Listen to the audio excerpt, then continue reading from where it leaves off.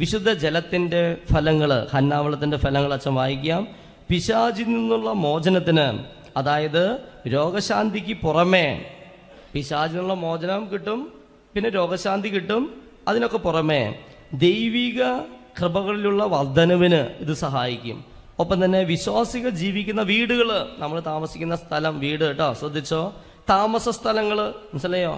ഈ സ്ഥലങ്ങളെ സാത്താന്റെ ദുഷ്ടത മൂലമുള്ള തിന്മയുടെ സ്വാധീനത്തിൽ നിന്ന് സംരക്ഷിക്കാൻ വിശുദ്ധ ജലം ഉപകരിക്കും.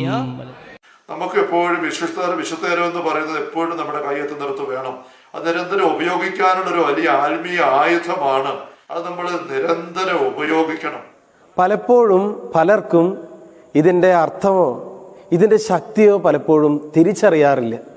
ഹന്നാവെള്ളം ഉപയോഗിച്ച് പ്രാർത്ഥിച്ചതിൻ്റെ ഫലമായി അനേകം അത്ഭുതങ്ങളും രോഗശാന്തികളും ഞാൻ കണ്ടിട്ടുണ്ട്.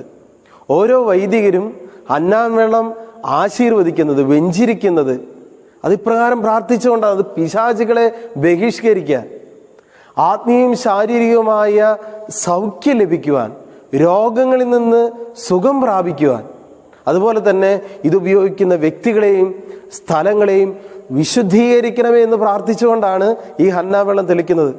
പ്രിയപ്പെട്ടവരെ, ഈ ഹന്നാവെള്ളത്തിന് വലിയ ശക്തിയുണ്ട്.